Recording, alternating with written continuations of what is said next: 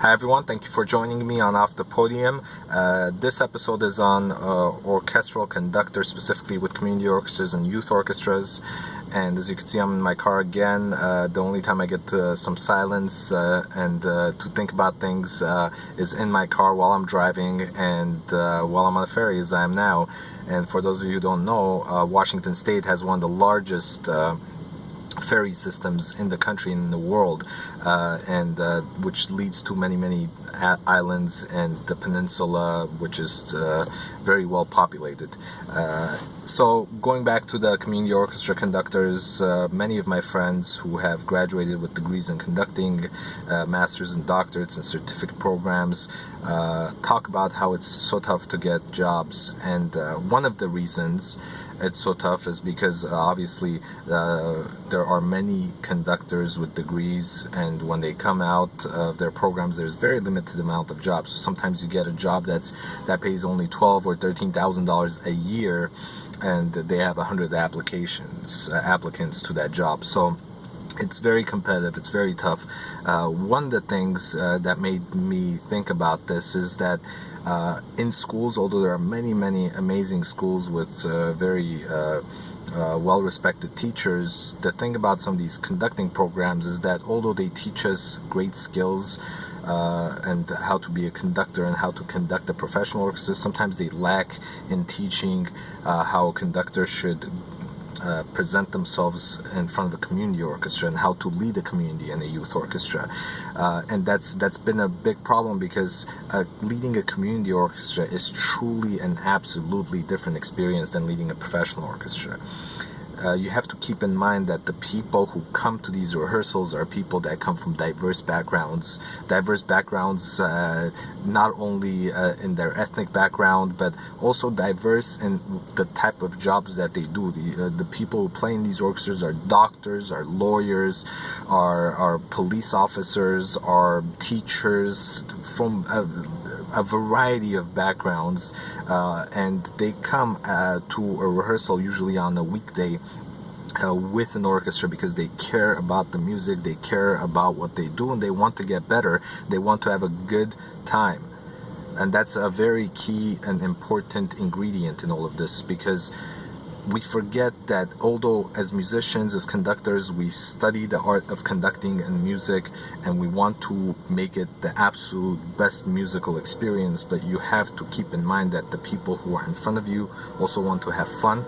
They're doing this because they want to enjoy it, and although you have to teach them and try to push them in ways for them to get better, you constantly, at every second, you have to keep in mind that you can't push them too much. So it's always a good balance between how much you push them, how much you relax and let them play a little bit, because they do this for fun. They don't have 3 hours a day to practice. They don't come to rehearsal every day. It's once a week for most community orchestras, and that's the only time you get with them.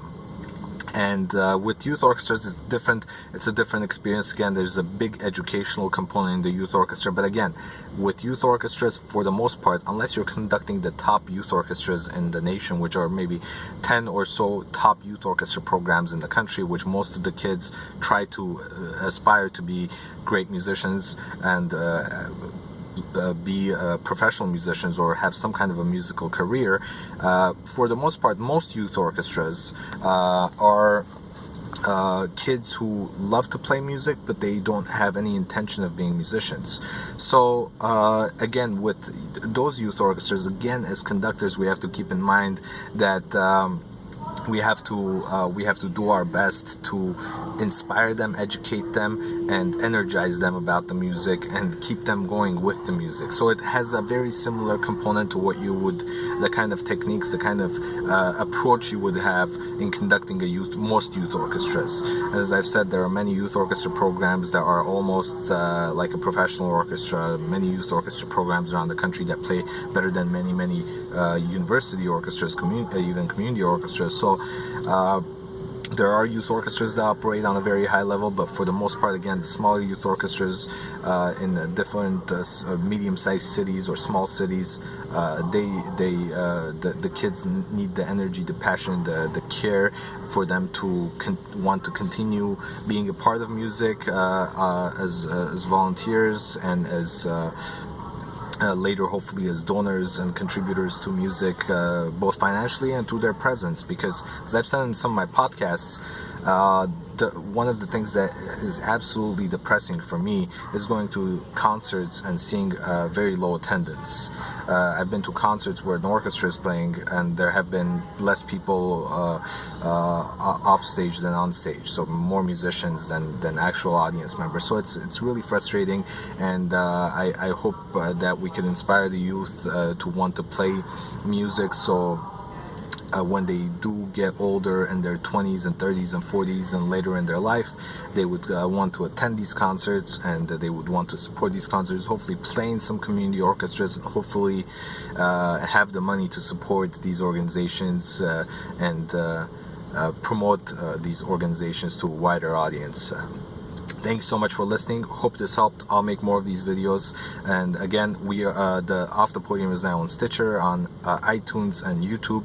And please do let me know if there are other platforms that I could use to distribute the podcast. Thank you so much.